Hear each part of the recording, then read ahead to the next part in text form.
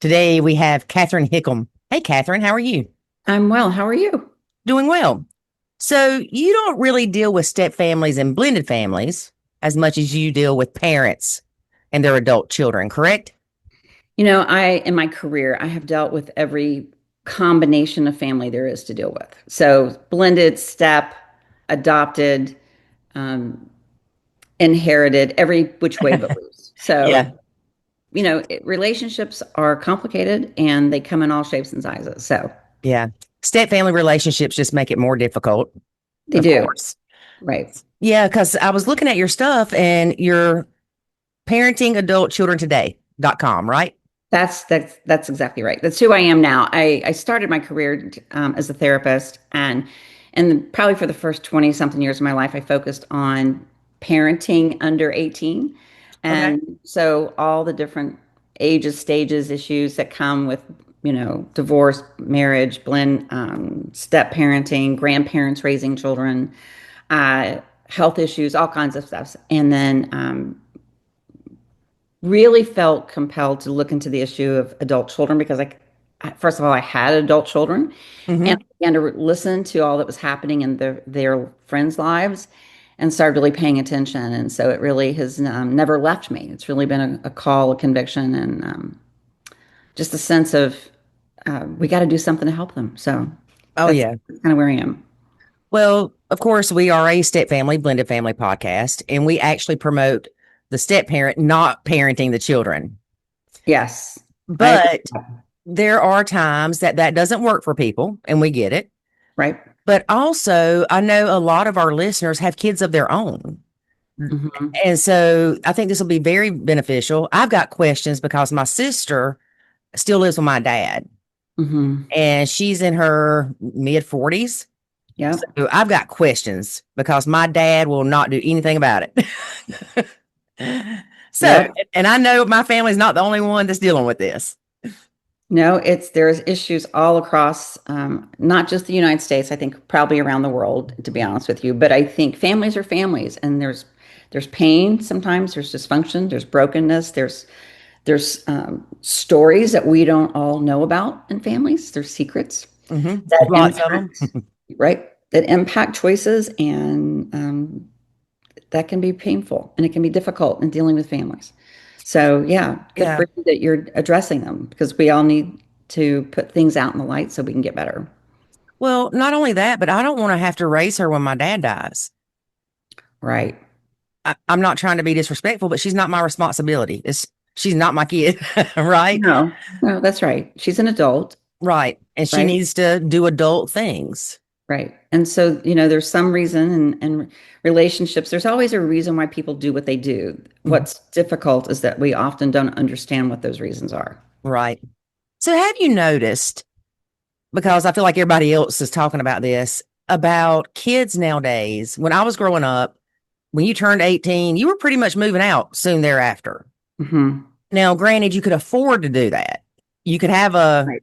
job making minimum wage and still live on your own or at least get a roommate. But now it's more difficult. Do you think that's why a lot of kids are staying in the home past the age of 18 and even to like mid 20s, early 30s? Oh, yeah. I mean, and plus we see where kids go to college or they go to the military and they come back and they resume living with their parents. And Yes. there's a lot of different reasons for it. One is because the cost of living has been incredibly high. Finding just a basic apartment has just become so outrageous. And when you throw in, a lot of them have to come up with first, last, and security. And that's not just for the apartment, but that's for the Yeah. utilities. Starts to add up. And then you have to deal with insurance and, then you have to deal with furnishings. So when you put all of that together, it's a lot to put on the shoulders of a young adult generation where the income, I saw a study this week that said the average income from somebody around 25 is going to be around $40,000. Well, that's going to take a while for them to figure out, well, what do I do with the first, last security, utilities, furnishings, et cetera, et cetera? How am I going to do that Mhm. when I'm making about 3,500 a month? Right. So you can begin to understand that the math isn't working, right? Right. Hmm. And then you begin to see that in this culture, people live very isolated. Years ago, young adults were not as isolated, Right. and they would get three or four would get an apartment together, and that's not the case because they've learned to live in front of a phone screen or a Hmm. computer screen. So their social skills have been greatly wounded by the, escalation of technology. And Right. so there's just less connectedness, as human beings, which I think support systems are smaller for a lot of young adults. So they come back and to what's comfortable, what's familiar, and what feels safe that they can know that they have a roof over their head. So Right. it doesn't mean that's what they want to do. Oh, It's yeah. they just don't know what else to do in line with all the other things that are happening. Right. Three of David's sons went through the Air Force. And when they got out, they weren't prepared for civilian life. They didn't, well, most of them didn't stack away money, save their money while they were there. And so when they came out, reality hit of the first month, last month, all that stuff, or even trying to buy a house. Right. Yeah. And That's so they huge. came back here. We call us the halfway house. And all of them have came back at least once. We've got one that's came back twice and another one that's coming back twice. And David says they just keep coming back with more people though, because they come back with a wife or a girlfriend and a baby. Right. Right. And you know what? And that adds up, right? And it gets more complicated. Every Hmm. time someone else is added to the pile that wasn't a part of the original group, now we have new dynamics. Yeah. Now we have new relationship issues that can surface. Hmm. And so it requires a lot of patience, a lot of skill, a lot of time, and a lot of communication in order just to quote, create as healthy an environment as possible. But that Yes. also is asking everybody needs to be willing to do the work to make that happen. It can't just be on the shoulders of the parents whose home everyone's moving into. It Right. has to be on everybody's part to do their part. Right. David and I sat down with them the other weekend, and David said, us helping you should not be at our detriment. Right. That's exactly right. Yeah. And so you've got to find that fine line though, because it easily can be. It's so easy for life and things to get out of balance. Hmm. I think that's the real piece in this whole process is that we have good intentions, we want everything to work, but sometimes in that effort, things can go way to, one side or the other.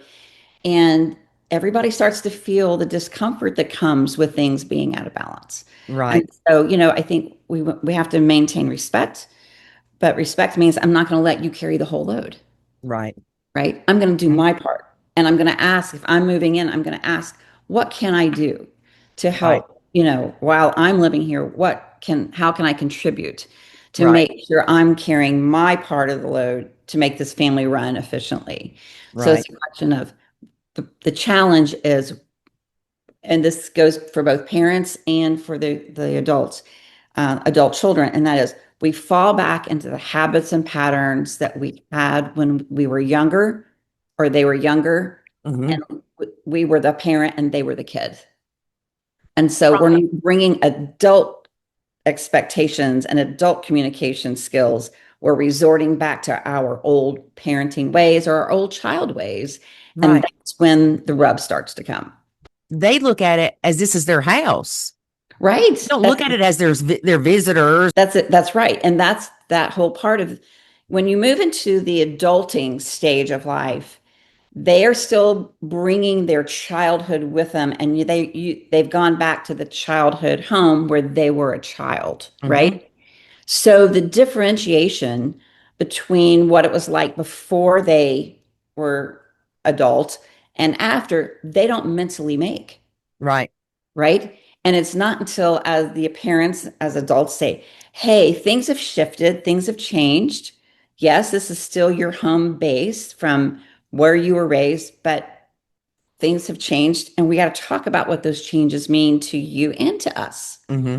right? But we have a tendency not to quote, have the hard conversations. We just kind of avoid them, jump in and see what we can make happen. Yeah, we avoid them until we explode. Right, right. That's what happens.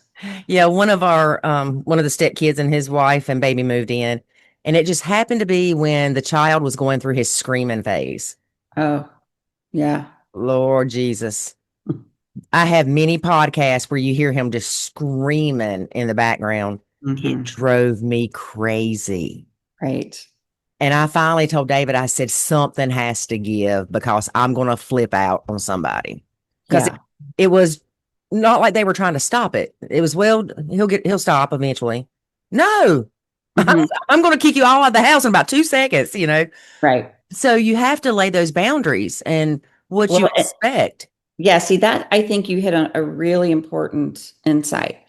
And that is when they come back in, there really needs to be a clarity between you and David. So for instance, let's just take you and David, for instance. Okay, good. Let's just the two of you really understand what your non-negotiables are, Hmm. right?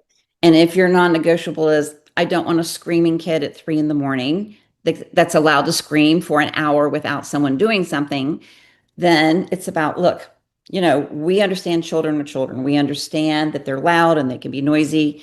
However, let me tell you what's really creates anxiety for us. When Hmm. we hear a child that is screaming incessantly and there's no attempt to comfort or to address it, that becomes something that's really hard for us to manage well. Right, So what can we do to make sure that if this behavior starts, that we are not involved in having to manage that, right. right? Yes. So I'm a big believer. Let's throw it all out on the table before it Mhm. happens and then address it. Yeah, you got to have a plan. You got to have a plan because otherwise it becomes an accidental crisis. Yes. And then we have a mess. Yes. And too often we think that these children would know certain things. Like it's Right. just common sense. That's not always the case. No, and not everybody, this is one of the interesting dynamics, right? When families join together, when a couple gets married, you're bringing two very different histories on how they were parented and how they will be parenting. And so young parents haven't really had enough time to be able to say, well, this is how we did it in my house, and this is how we did it in my house. And now we're living in your house, and now we're all trying to figure out Hmm. what's going to be the definition of normal for this particular child in our home.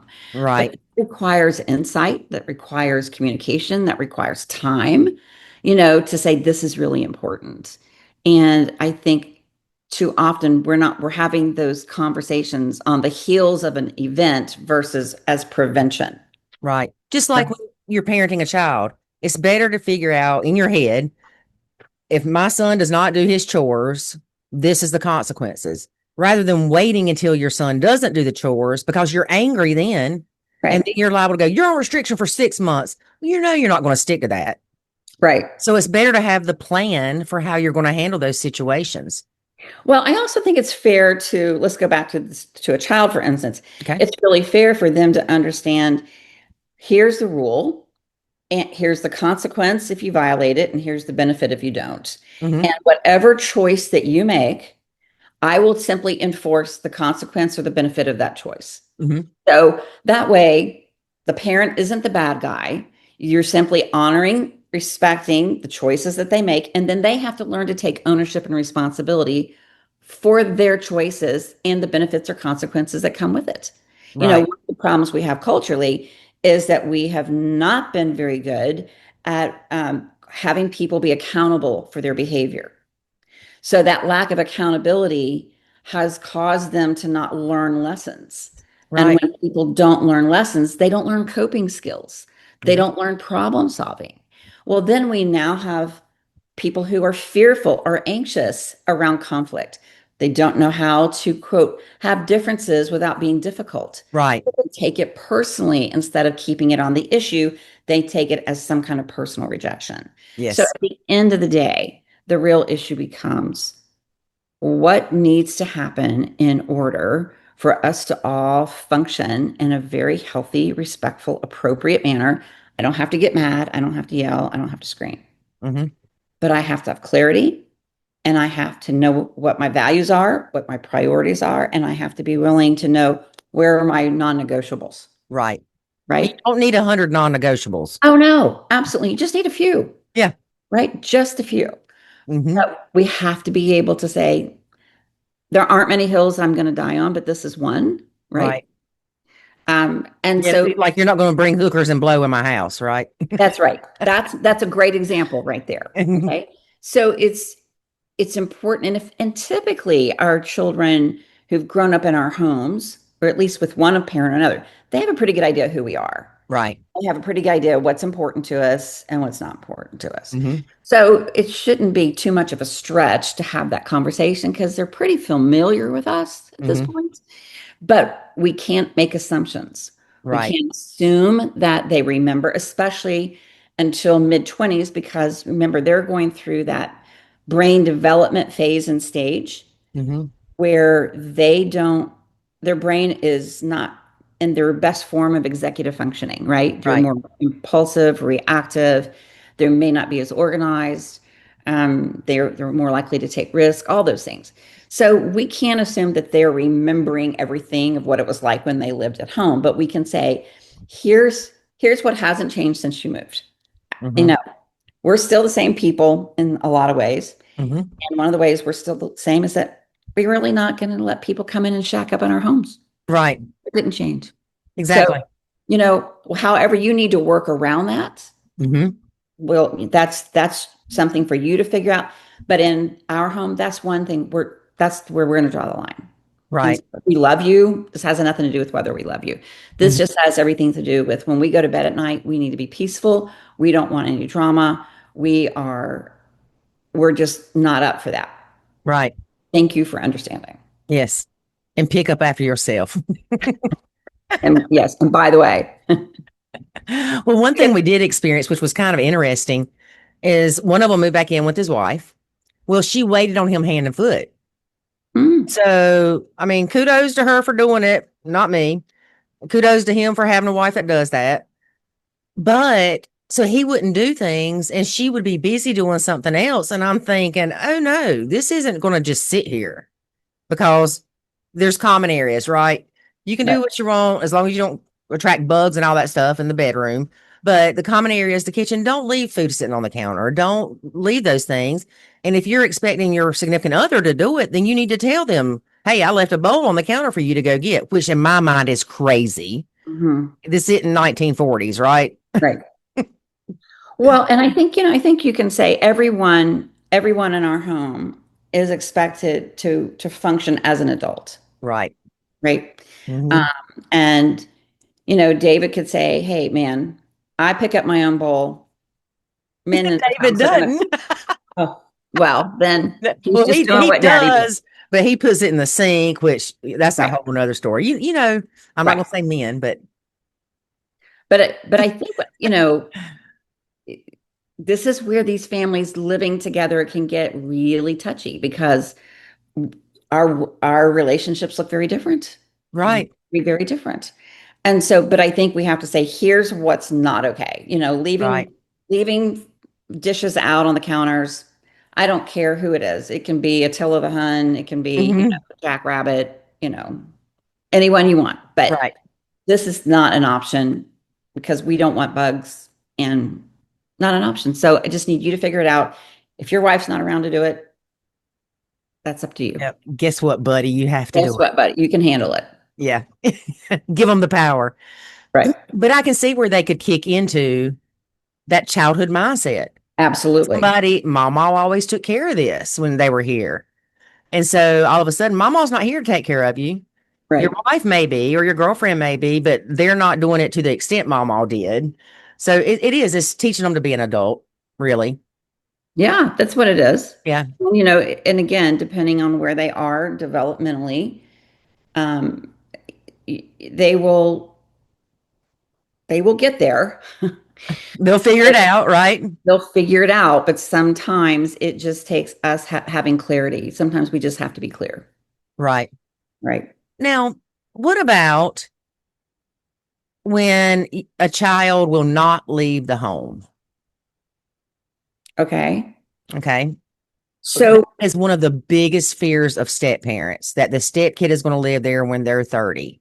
Hmm. Kid isn't going to college. They don't have a job. They're 18. They just finished high school. They have no plan. They're just couch potato game players.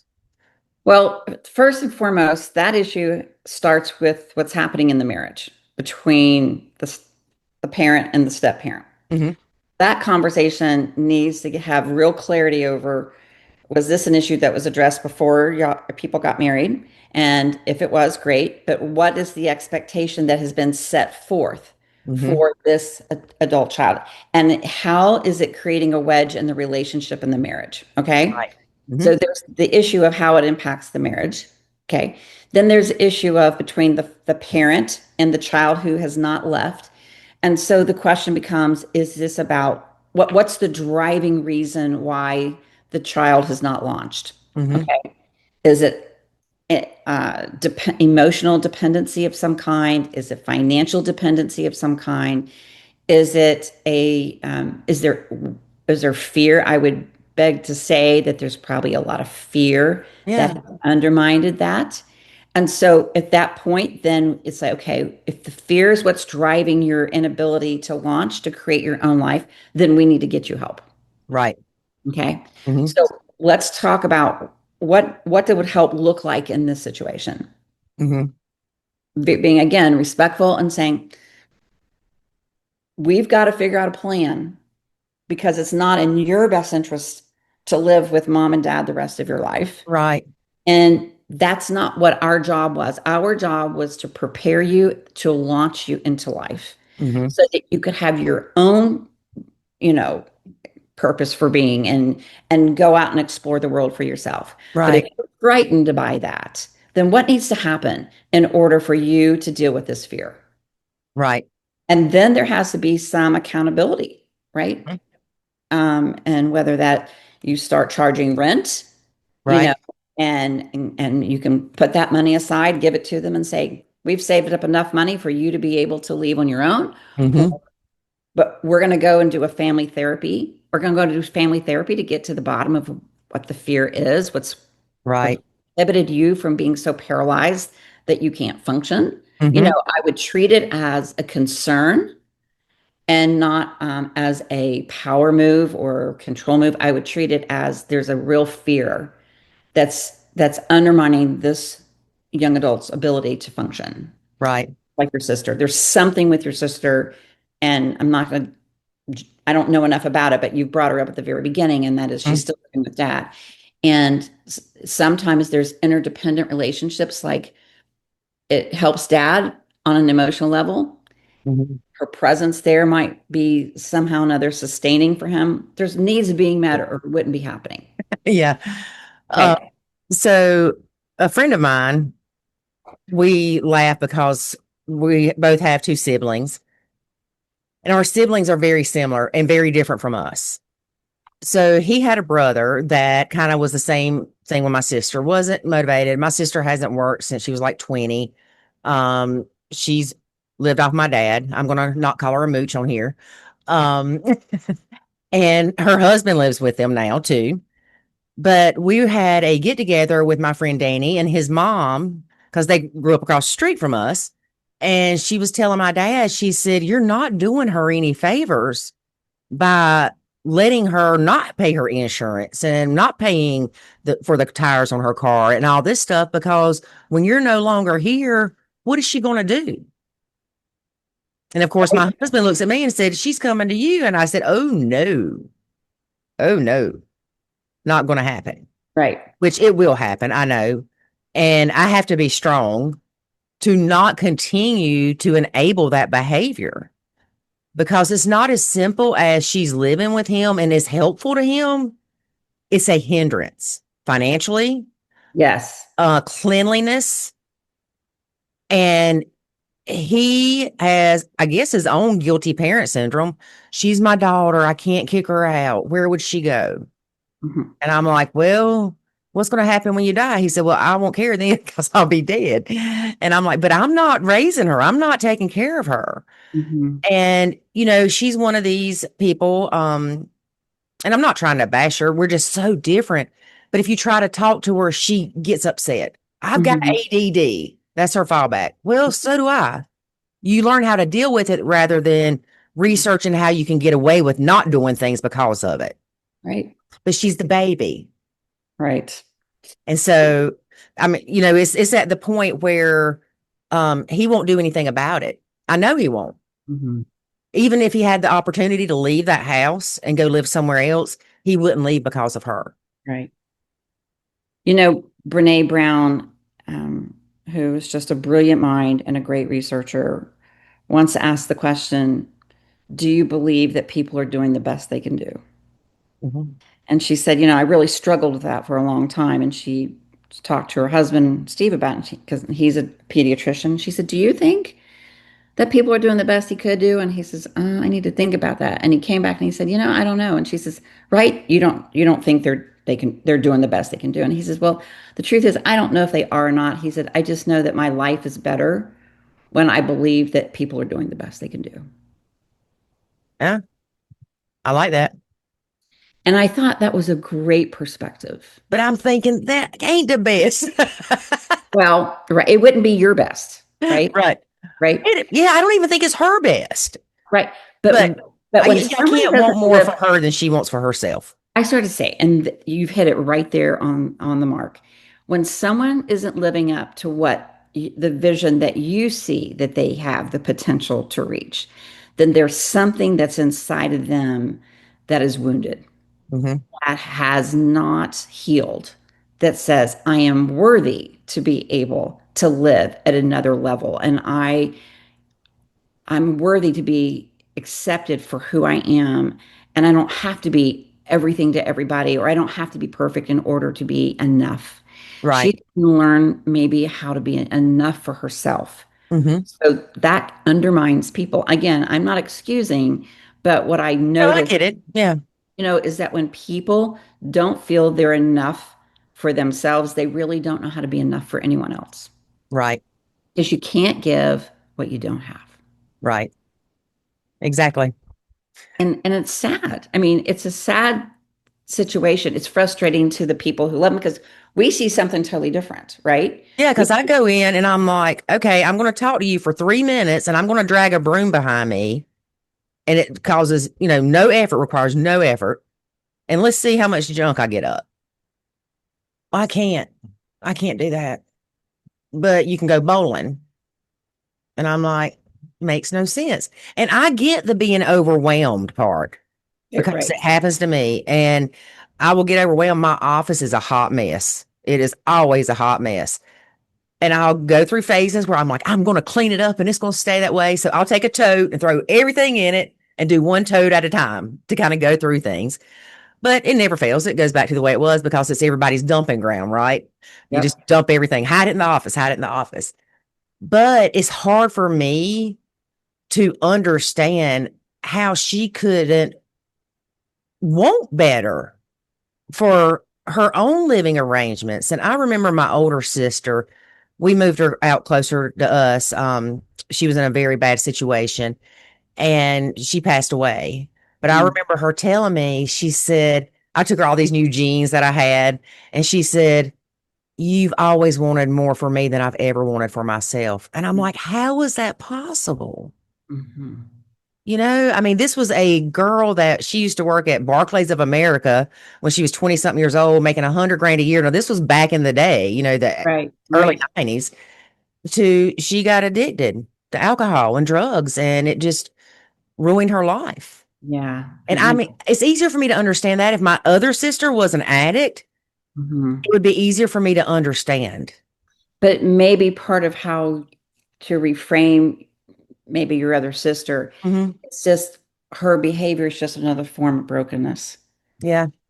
It doesn't look like your sister with the addiction, Hmm. but it is a mental health opportunity, shall we, or challenge. Yeah. Again, I don't know her, so I'm not diagnosing anything. I'm just saying when you see behaviors where people are stuck and they can't get unstuck, there's reasons for it. Right. Nobody really wants to be stuck. Well, and it probably doesn't help that she's been stuck for 20 plus years and nobody ever tried to get her Yep. motivated to go forward, right? because every day that it goes by and every year that it goes by, it just reinforces the mindset of, you see, I told you I can't. You see, I told Mhm. you I'm broken. So every day it just gets deeper and deeper, and to a point where sometimes they just think, this is who I am. I was just designed and created to be broken. And so that becomes the story they're telling themselves. It's not true, but it's Right. a story that they believe. And that's a powerful story because Hmm. it's defining who they are and how they're showing up in life. Right. And there's got to be a lot of shame around that. And that's can be lethal.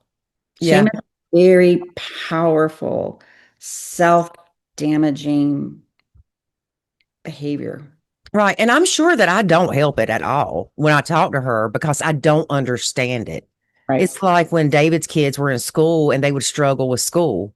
I never did. So I never understood it. Like, why are you Hmm. crying about homework?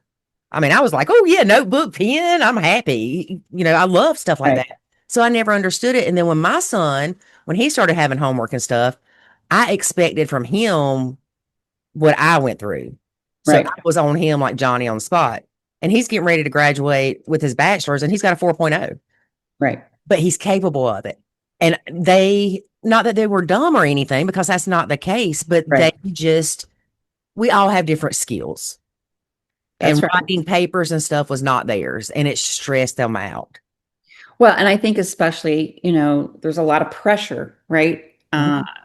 Culturally for people to achieve, Right. to be successful, for people to accomplish certain things.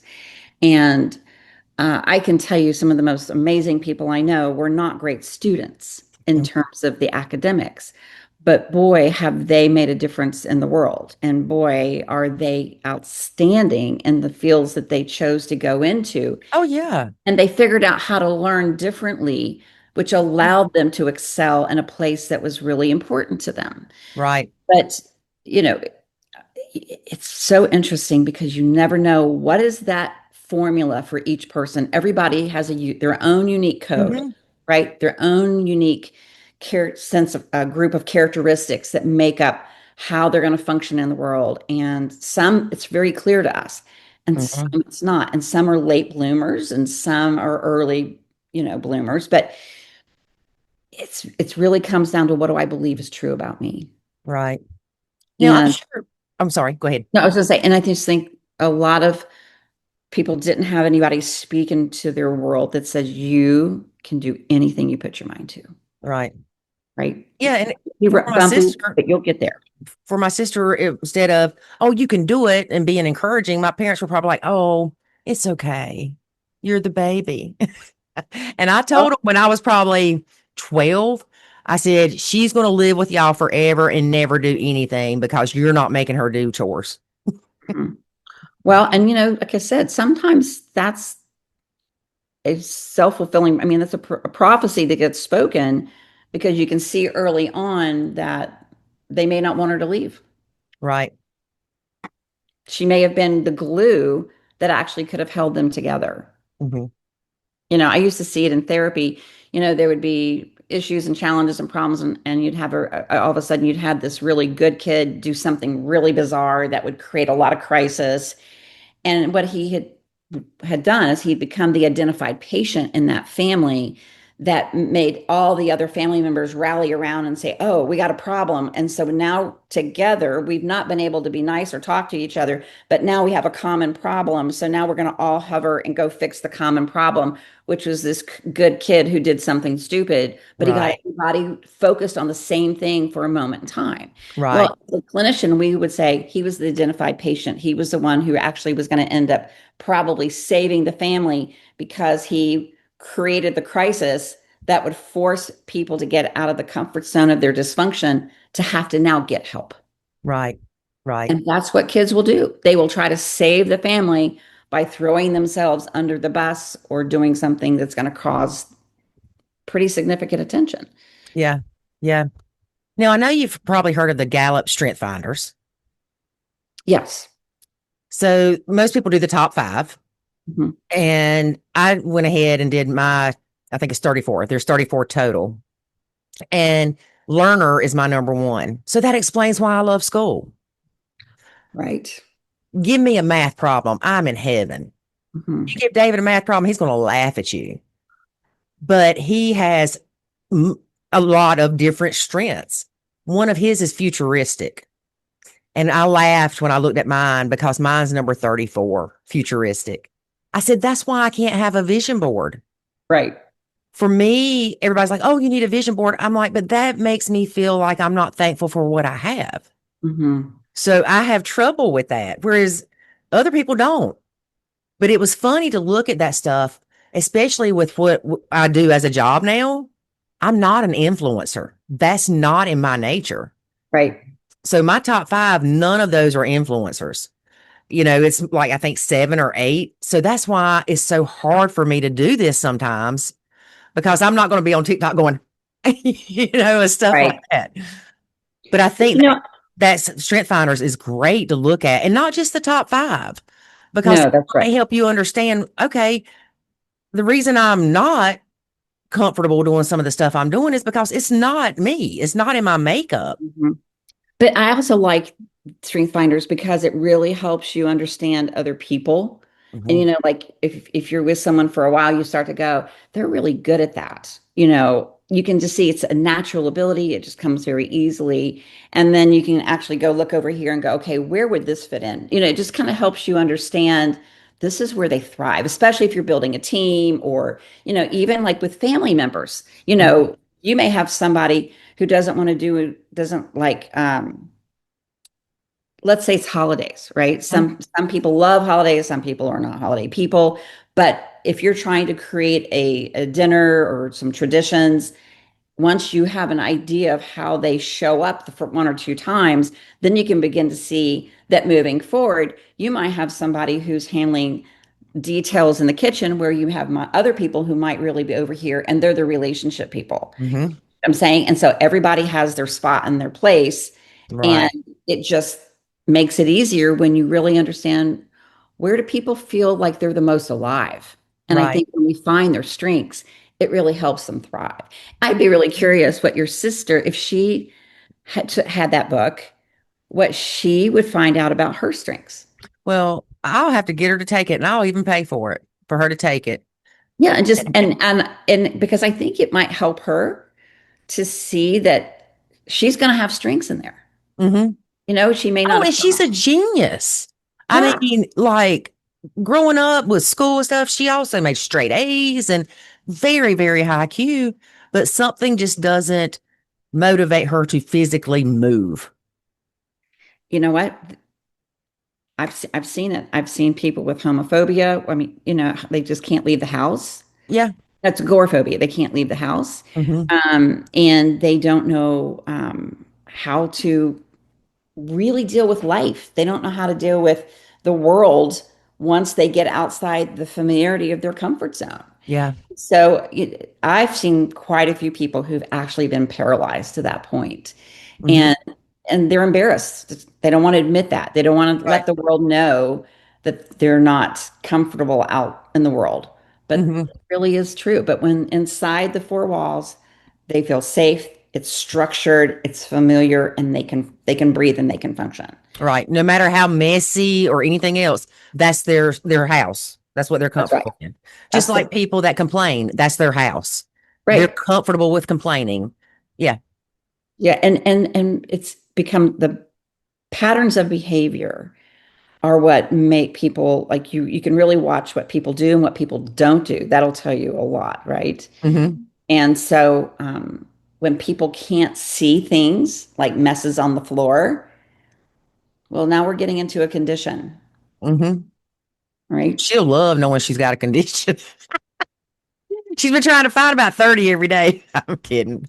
Well, it's interesting because there have been some people who are, for instance, like on the spectrum, like the autism spectrum, Mhm. which is a real wide range, right? But I've Yeah. met some people very highly functioning, very capable, but for instance, they can't see wrinkles. They can't see wrinkles in clothes. Wow. They don't see them. They can go pull out anything and look like they just And You we're know, thinking, how do you not see these wrinkles? right. And we're over here thinking, how can you not see them? But they literally cannot see them. At first, I was thinking about you were talking about people's faces, and I'm like, oh, I wish that was my case. I wish I could see wrinkles. No, I'm talking about like clothes. And I Yeah. actually, Yeah, I've I seen people that look like they just get them all balled up and put them right on. that's exactly right. And I remember having this conversation with a young man, and I said to him, I said, since you can't see them, I want you to assume that they are always there. Right. And I said, as you start your career, you're going to need to not show up at your workplace with wrinkles Hmm. because people will make social judgments about you that are not fair or accurate. And so you're going to need to get a steamer Hmm. or an iron or have someone have your clothes pressed every week because Right. wrinkles in clothes socially are a statement of someone who is disconnected from Hmm. understanding how to live in the world. Right. And I remember he looked at me and was like, really? And it's like, yeah, It's really? like shoes. Like, right. Yeah. Yeah. So it was a way to help him, reduce the risk of being identified or labeled as weird, Right. right? Hmm. But he didn't know. He Right. didn't. And I'm like, how many things in the world do we assume that people know that they don't know? Right. Right. And because to your point earlier, we think it's common sense, Right. right? Yeah. We think it's like, well, this is obvious, but Yeah. things are not as obvious as you and I would think they are. Right.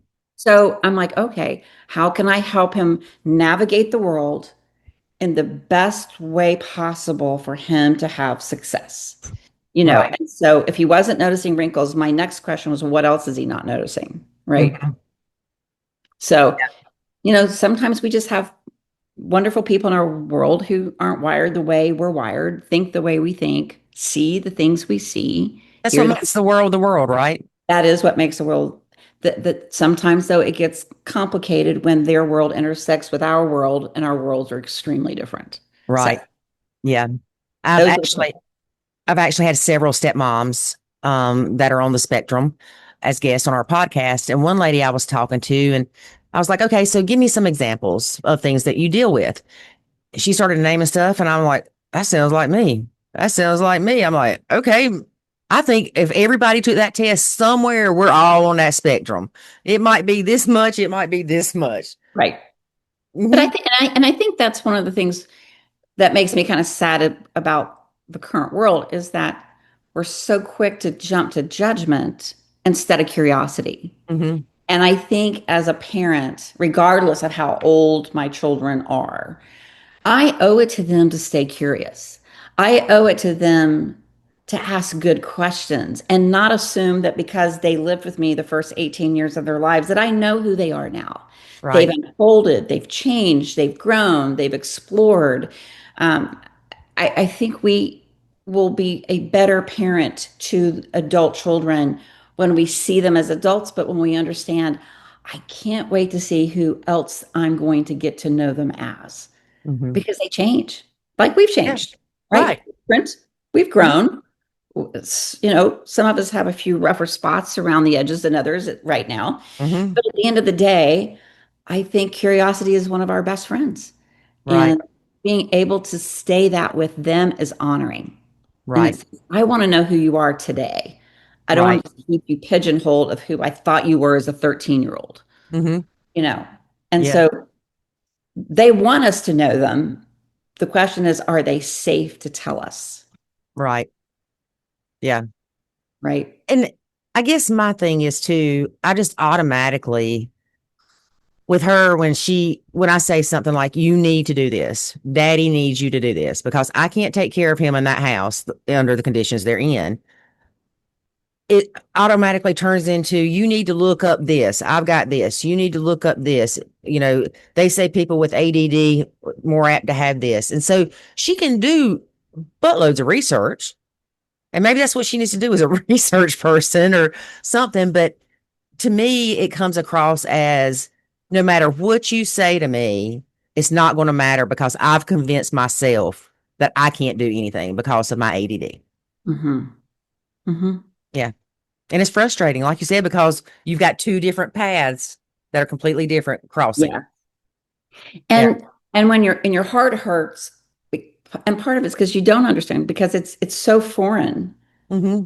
right? To Yeah. how that you, and it's not like you wouldn't help or you wouldn't support, but when you don't have any means by which to for anything to change, it's a very helpless feeling. Yeah. And it can really be very discouraging, right? And so Hmm. um the only thing I can tell you when I'm in a situation like that, and I have been with family members, I just step back and I ask, give me strength to see what I'm not seeing, and Hmm. the wisdom to know when to leave it alone when I can't make a change. I can't, Right. I can only offer and just say, I love you. I'm here. Right. But also have real clear boundaries. Where's my line? Right. Yeah. Because I think that's where we get in trouble when we don't have clarity. Oh, 100%. Definitely. And so I think this is that journey called life, right? It's just constantly throwing new things at us, Hmm. and we never know what it's going to be. Right. That's true. But I will tell you, in my own journey, my adult children have been my greatest teachers. They have taught me more about who I am and who I'm not, Hmm. who I want to be, um, what love really is, what unconditional love Yeah. really means, um, what forgiveness is, Right. um, Grace. grace, oh my patience. So I really believe they've taught me more than any other relationship I've ever had. Yeah. Will probably continue to be my greatest teachers. Yeah. So, My you son will know, teach me something, and I'm like, "Did you forget I'm the parent in this relationship?" But he's what some would refer to as an old soul. yeah, He's always been that way. He had teachers in like second grade that's like, I feel like I'm talking to an 80-year-old man. And I would just laugh, but that's just how he is. And even when I would punish him for stuff, he would make me question my punishment because he had really good reasons and explanations for why my punishment was wrong. right. It's like, you're like, what did you just do to me? You just switched my head around. Well, I remember one time with my son Taylor, um, I didn't have, I was a pretty strict person, but I didn't have harsh punishment. But there was one time, if he lied to me, he was going to get spanked.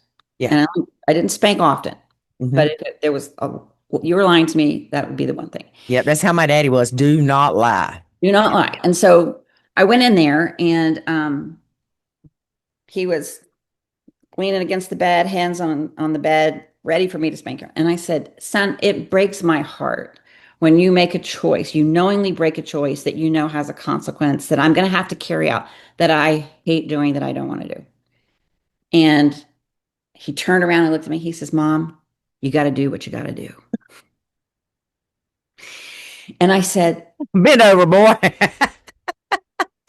I said, can you explain to me why you make these choices?" And he said, "Because I have to learn things the hard way." And I'm like, "Okay." And I mean, I didn't hit him hard, I can assure you, because Yeah. it just broke my heart to have to do it. But he was like, you got to do what you got to do. I'm hard headed. I just have to learn it the hard way." I'm like, okay. Yeah. I think that's how most of us learn, really. Yeah. Well, and this is also like 35 years ago, right? Hmm. Long time Yeah. ago. But I think when each child teaches us what love looks like in a different way, if we're willing to look at it. Hmm. And and I think, those early years, and I'm sure with your son, as you've watched him unfold and grow, you look at them and you don't see a ceiling on him. It's like you can do Yeah. anything, right? And that's the gift that we can bring to them, is Right. belief in them when they don't believe it in themselves. Right. To empower them fan the flame of that vision. Hmm. Of course you can, it Right. didn't happen as fast as you wanted it to, but it's okay. Hmm. Yeah. I just think it's important Hmm. that we go, okay, let's see what we're all going to learn here. Right. I think that's the gift of family whenever we're willing to have the conversations, listen, learn, be in it together, say I'm sorry, all those things. So, That's like it's easy for me to think my dad should make her leave. Either clean everything up and keep it that way or right, leave. right, But she's not my kid. right. She's my sister. I love her, Mhm. but it's not the same as a parent loves their kid. Absolutely. And my daddy's Absolutely. thinking, I can't put my baby out on the street. And I'm thinking, put her on the street. Yeah. And it's okay. We don't know what all that will mean at a later time, but for some reason, he can't bring himself to do that. Mhm. And that's his journey with her. He's like that with a lot of people. Yeah. And so that's the way he's going to end his life because it's who he is. Yep. And he's Yeah. gonna leave me a mess. Mm. And sometimes we get cleanup duty sometimes. Yeah. Right. Yeah. That's true. And so I can, Luckily, my husband is the voice of reason. mm, So like my older sister, I knew she couldn't live where she was living. It was her house, but it was invaded basically by people and long stories. And I kept saying, after my mom died, I'm like, I need to help Dawn because mm, mama's not doing it anymore. And so she would call me and say she hadn't eaten for 3 or 4 days. I'd never give her money. That was my rule. But I would call and order food and have it delivered, right? Stuff like that. But when I would say something to David, he's like, she's not ready. She's not ready. And she called me Thanksgiving weekend and said she was looking for a homeless shelter, that she couldn't go back to that place. mm, And I called David. He said, she's ready. So we took her and got her this little place and she loved it. And, at least she lived her last couple of months in a clean, healthy environment. And she was found within several hours of her passing, rather than if she would have been at the other place, it might have been a week before anybody found her or mm. called anybody. Yeah. You Yeah. know, these things that we go through with our families, we don't always understand them, like you Yeah. said, right? Mm-hmm. Um, the question though is how am I going to show up? Mm-hmm. Who am I going to be? And my how is important, if not more so, than my why or my what. Right. My how, Yep. But you were talking about affecting relationships, like with the kids moving in. yep. If I decided to say, okay, David, if my dad leaves me the house, Courtney's going to stay there, but I'll pay the property taxes or whatever, David's going to be like, no, Hmm. that's not what our money's for. It's not to raise your sister that Right. is capable in our minds Hmm. of being an adult, Hmm. but she's never had to be. Hmm. Yeah. And and it'd be interesting at some point for you to be able to really step back and ask, when did she get stuck? How old was she when she got stuck? She was young. And yeah, and so what happens is when we have trauma in childhood or adolescence, our bodies keep moving forward, chronological age. But at the end of the day, our trauma is where we get stuck emotionally. Mm-hmm. Mm-hmm. And we will act at the age of where that trauma was, and we don't get unstuck from it. That just explains so much. Hmm. And I know where it started because when she was diagnosed at a young age with ADD, that was my mama's excuse for everything. Oh, she's got ADD, Hmm. you And know. so what it was simply supposed to be probably a diagnosis to give you a filter on how to get her help It was a became crutch. became an excuse. But it was the messaging though to her internally as a child was, you're broken. Right. That was the messaging Hmm. that she took from it, that she then lived up to. Right. Yeah. Okay. Yep. So it wasn't just a mental processing issue, Right. it was an emotional issue that said, "Oh, honey, you're broken. Let me help you." Right. Instead of saying, "Well, let's figure this out and let's see how you can do this on your own." Right. Right? Exactly. But again, you know, there's all kinds of reasons how we get where we get. And And me getting aggravated with her is not going to pull her out of that. it's not, and it can feel punishing. And that's not what you want to do either, right? Mhm. Because if you look at Yeah. it, this is And not she gets something. her feelings hurt really easy. Yeah. And, and I think, I would really pay attention to what does love look like to her? What would it look like to love her in the way that she would see what love feels like? Because she knows what love looks like to you. I Okay. think to her, love is someone doing everything for her. And that may be, but think about how old you have to be to appreciate that. Mhm. It's really young. Yeah. And Yeah. it's also very crippling. Yeah. Right. So if you look Yeah. at it as being someone who's crippled, Hmm. right? Oh, yeah. Then she'll tell me I'm an ableist or whatever. I think that's the word she used. I had to look it up. I'm like, what does that even mean? So I'm Right. telling you, she's smart as a whip. Smart as a Oh whip. yeah. See, this isn't a question of whether she's smart. I mean, you're right. Her IQ is probably like off the chart. Yep. It simply comes down to emotionally, she's stuck probably pretty early on, Yeah. and she just didn't grow out of it. Hmm. And you you're not going to change her. Nope. You're only going to get frustrated if you try. Hmm. And there'll come a point in time where she'll have to experience some of the consequences of her choices, Right. right? And your job will be to love her well and maintain your boundaries, Right. Right. right? Yeah. And Like, that's what we need to be doing in all of our families, loving right. well and maintaining boundaries. So, Yeah. One of my boundaries is I learned a long time ago about giving people money. mhm. If you give people money, they they don't have any skin in the game. You know what I mean? Right. Like you're taking care of everything.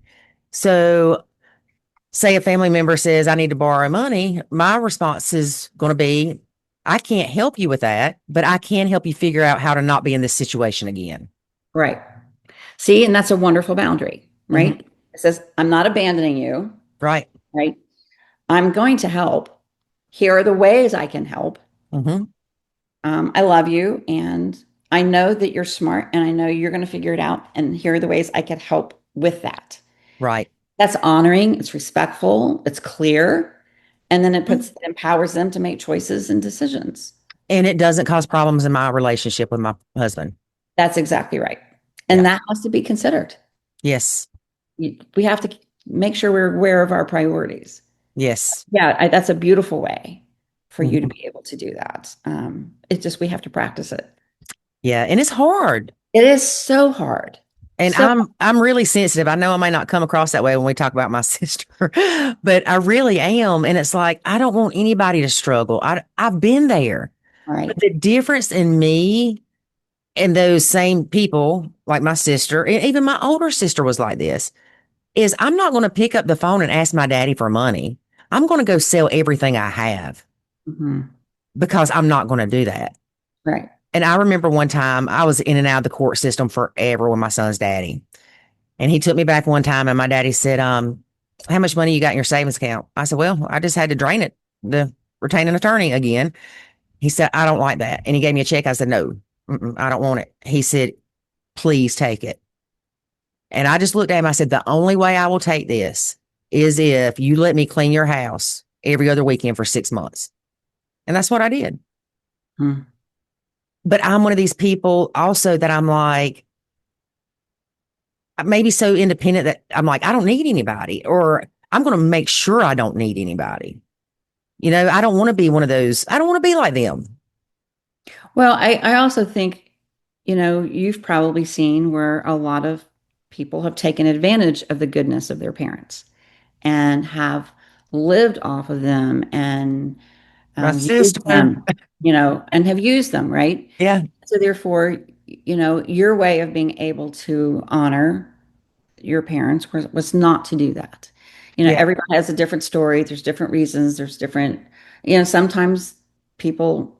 that has been the way people have been able to survive or get through a hard time is Right. other family members helping. But I think every family member has to ask the question, how have I been called to quotes be a support person Right. in family's life or this person's life?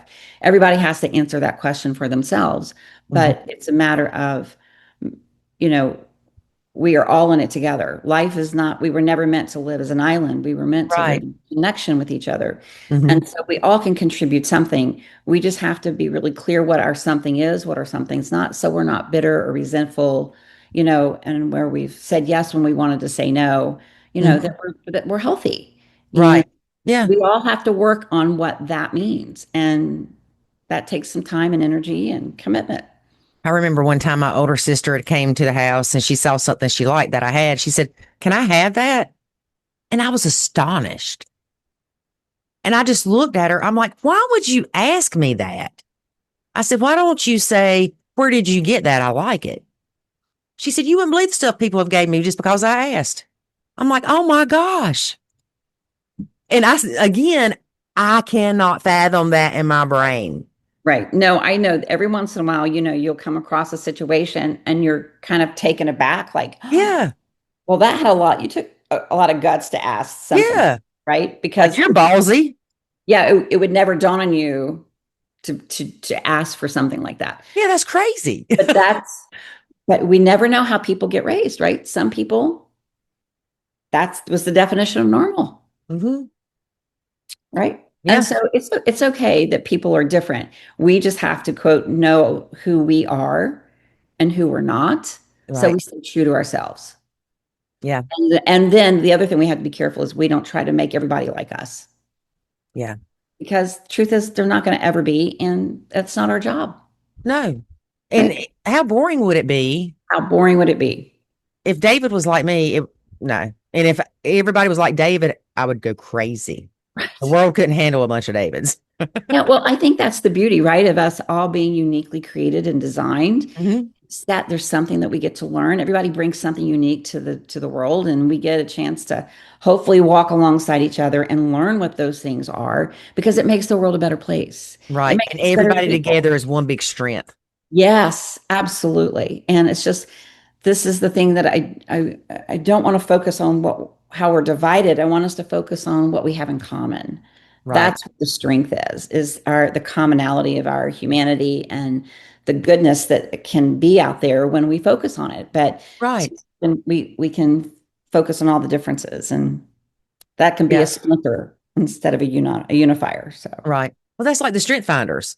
They tell you don't focus on the ones you don't have strengths. Don't worry about that. right.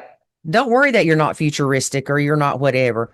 These top five is your gold. This is where you're going to thrive. This is where you're going to be the best you and you're going to feel it. You're know that you know. Yep. You know that you know. And it's Yeah. funny because I never thought that I would be doing what I'm doing, Hmm. as far as this stuff. And even though influencer is not one of my top five, the jobs that it says that I'm good at with all of mine is what I'm doing. And I would have never thought that in a million years. But you gave yourself the opportunity to embrace it Yeah. and look at the joy that it's given you and Mhm. look at the way it's helped people, Yeah. right? So you get double blessed, right? Yeah. It does something inside of you, but it also spreads out and touches other people's lives. And I think that to me is one of the best gifts we have in life is when we get a chance to be fulfilled and having meaning and purpose. And the overflow of that Yeah. is surrounds other people and really speaks to their soul. So Right. that's really, really sweet. And knowing, and I'm sure you feel this way, knowing that you're helping people not experience some of the horror that other people had to experience to get to the other side. Like we Oh went yeah. through it so you don't have to. Oh, absolutely. I mean, isn't that also one of the benefits of living it, and going through life is that you get a chance to hopefully prevent other people from sharing maybe in some of the suffering that maybe you've had Mhm. because they've learned from the wisdom or experience or just opportunities that taught you so many things. I Yes. just think, passing that on um, means it's not in vain, Right. right?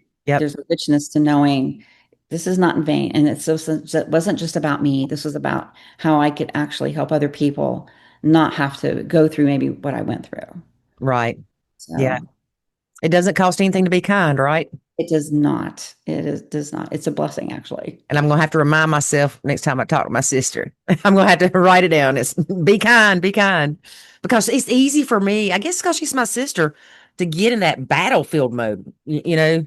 Well, and too, one of the things that might be helpful is to step back and try to reframe how you see her. Hmm. And instead of seeing her as being someone who A is, lazy mooch. yeah, stubborn or lazy or whatever, but just say, you know what? She's doing the best she can do because I'm going to be better if I look at her through that filter. Right. Right. And release her, and then see what starts to come back because you released her. Yeah. You And I know, still think I would give her the Strength Finder book.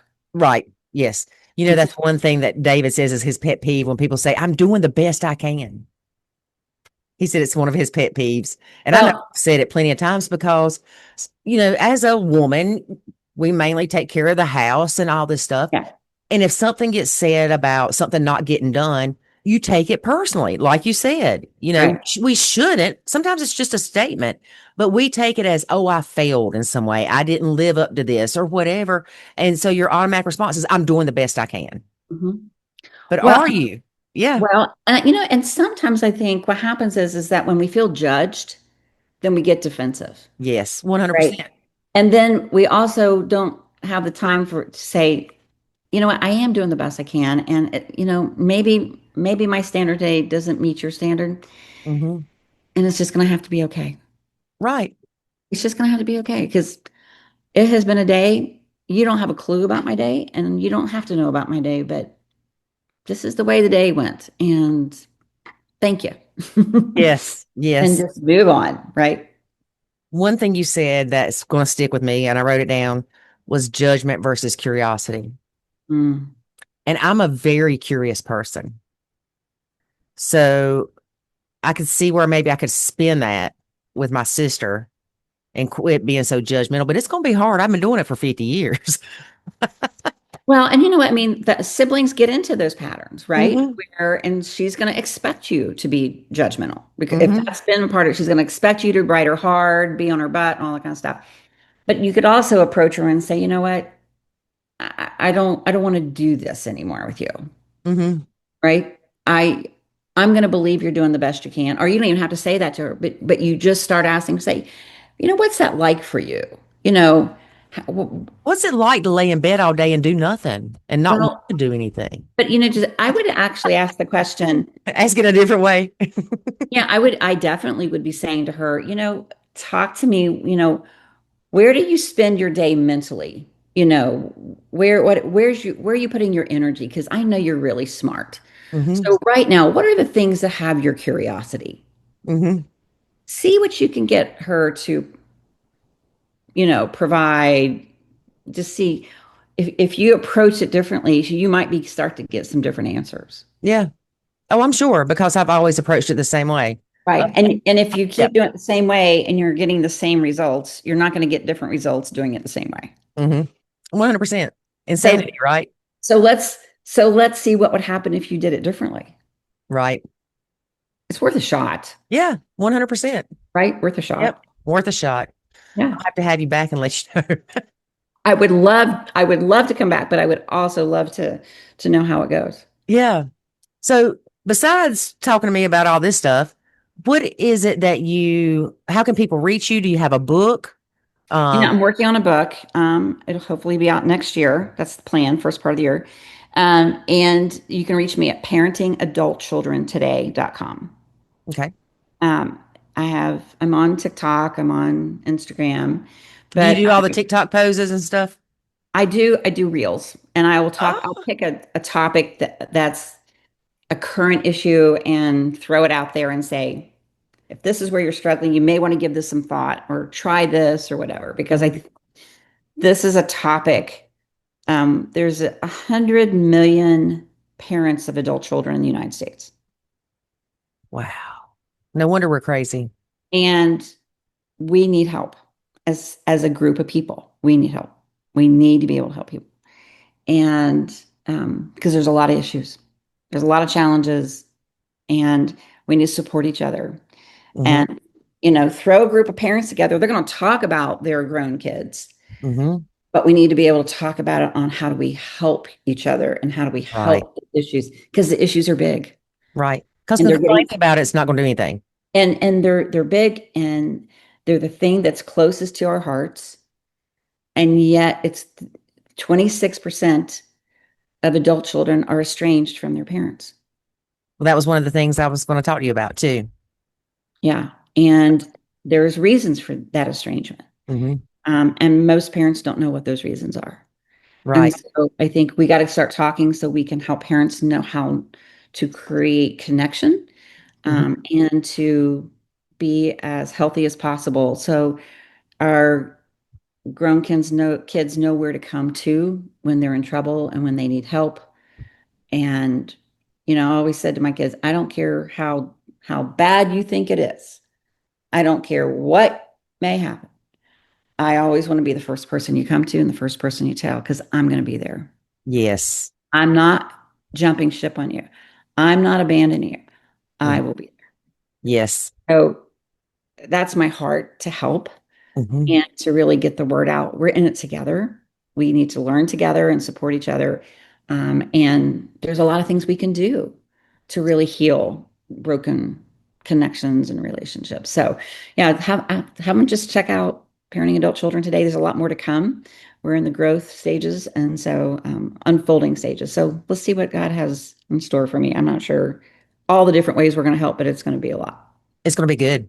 It's going to be good. Yes, it's going to be good. And I'm going to have you back because I want to talk about how parents that do have estranged children, what's that first step? Or Okay. when do they, for their own well-being, say, I can't reach out anymore. It hurts me too much. And because, we deal a lot with parents that deal with parental alienation.